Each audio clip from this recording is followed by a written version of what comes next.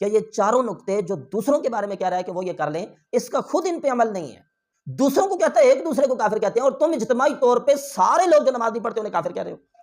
Curfew لگ گیا۔ میں آن ایئر یہ وعدہ کر رہا ہوں کہ میں جتنے بھی پرانے بزرگوں کی ویڈیوز ہیں نا ان کے بارے میں میں وہ ڈیلیٹ کر دوں گا۔ زندہ باد۔ اگر یہ لے مین والی میری خواہش پوری کر دے جو ہر مسلمان کی ہے، نمبر 1 بریلوی دیوبندی اہل حدیث شیعہ مسلمان ہے، نمبر 2 بریلوی دیوبندی اہل حدیث شیعہ سب ایک دوسرے کے پیچھے نماز پڑھ سکتے ہیں، یہ جائز ہے، نمبر 3 ایک دوسرے کو چندہ دینا جائز ہے، اور ایک دوسرے کے بندے ایک دوسرے کی مسجدوں میں امامت کروا سکتے ہیں۔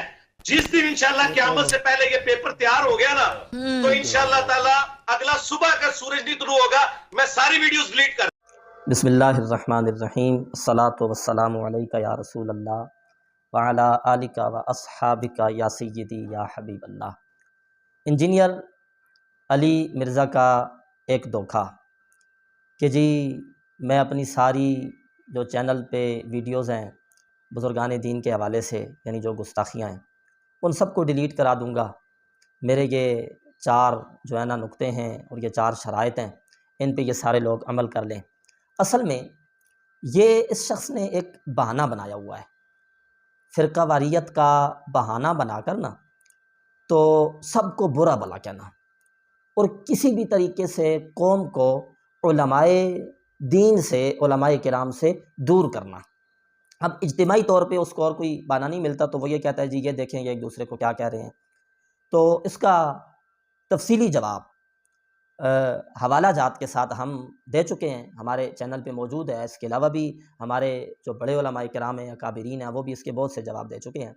آج ہم اپنے ناظرین کے گوش گزار اس حوالے سے یہ کرنا چاہتے ہیں کہ مرزا یہ صرف بہانہ بنا رہا ہے، دوسرے علماء کرام سے لوگوں کو دور کرنے کے لیے یہ سازش کر رہا ہے، ورنہ کافر کہنے کے حوالے سے کہ یہ چاروں نقطے جو دوسروں کے بارے میں کہہ رہا ہے کہ وہ یہ کر لیں، اس کا خود ان پہ عمل نہیں ہے۔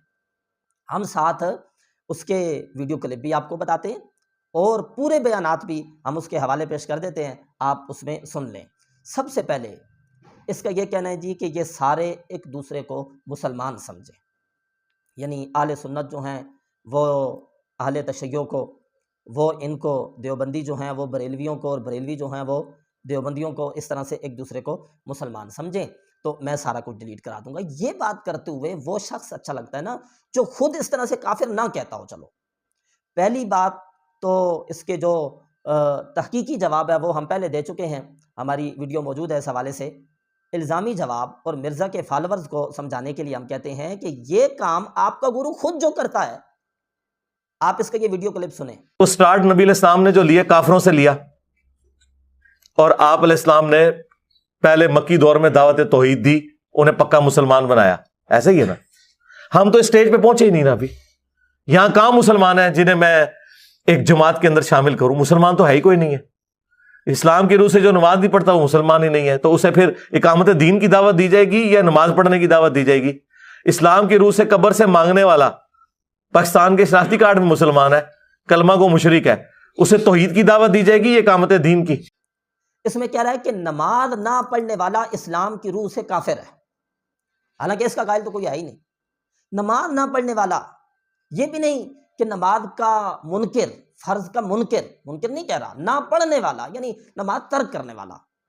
اب یہ نماز ترک کرنے والے کے بارے میں یہ کہہ رہا ہے کہ وہ تو مسلمان ہے ہی نہیں ہے۔ تو اس طرح سے آپ کیا سمجھتے ہیں رسول اکرم صلی اللہ علیہ وسلم کی امت کے وہ لوگ جو نماز نہیں پڑھتے؟ ٹھیک ہے وہ مجرم ہیں، گناہ گار ہیں، لیکن یہ کوئی طریقہ ہے بھائی جو گناہ گار ہیں ان کو آپ کافر کہنا شروع کر دیں؟ اور یہ کہہ رہا ہے جی اسلام کی روح سے وہ کافر ہے، دوسروں کو کہتا ہے ایک دوسرے کو کافر کہتے ہیں، اور تم اجتماعی طور پہ سارے لوگ جو نماز نہیں پڑھتے انہیں کافر کہہ رہے ہو۔ اور پھر آگے جا کر کہتا ہے جی قبر سے مانگنے والا۔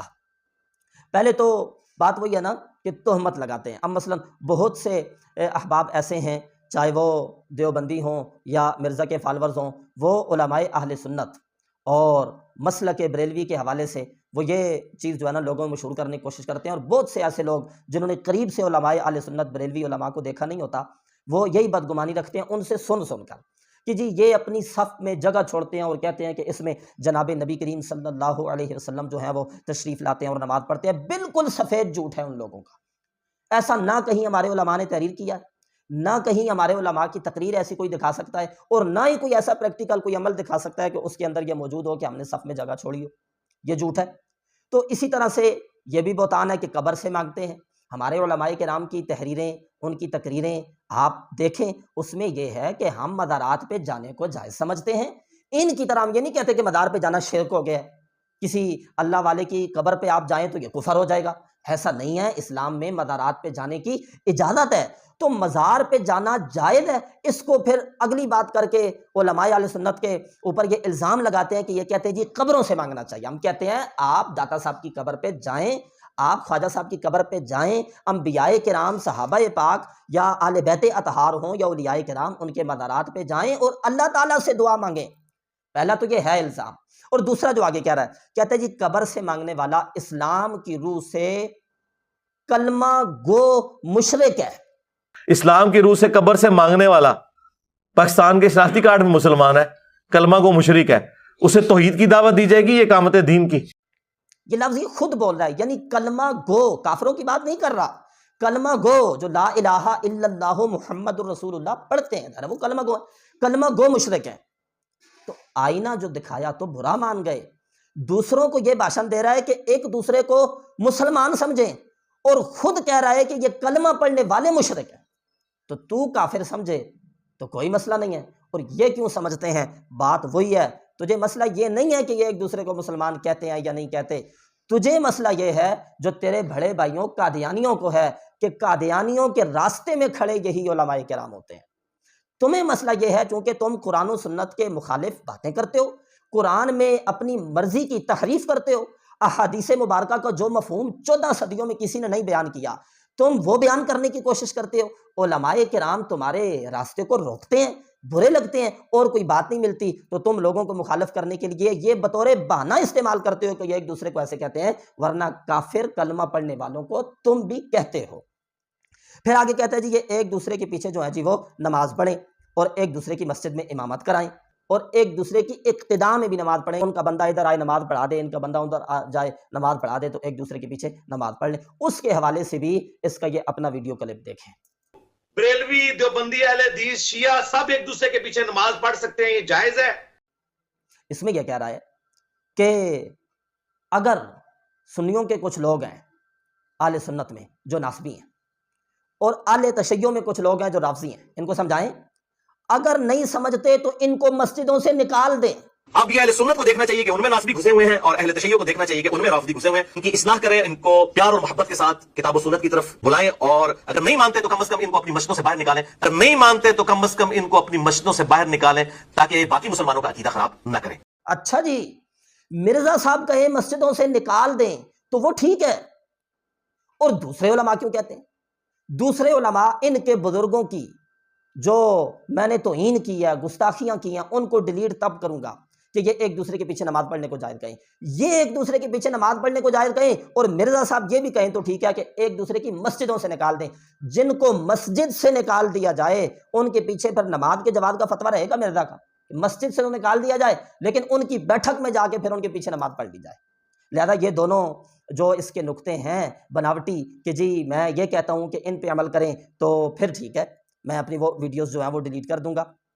آخری جو اس کا ہے جھوٹ وہ یہ جی کہ ایک دوسرے کو چندہ دینا جائز سمجھے۔ حقیقت میں یہ کسی مکتبہ فکر کے، کسی عالم، کسی مولوی کو چندہ دینا جائز نہیں سمجھتا۔ دوسروں کے بارے میں کہتے ہیں نا سب کو جائز سمجھے، یہ کسی ایک کو بھی جائز نہیں سمجھتا، ایک کو بھی جائز نہیں سمجھتا۔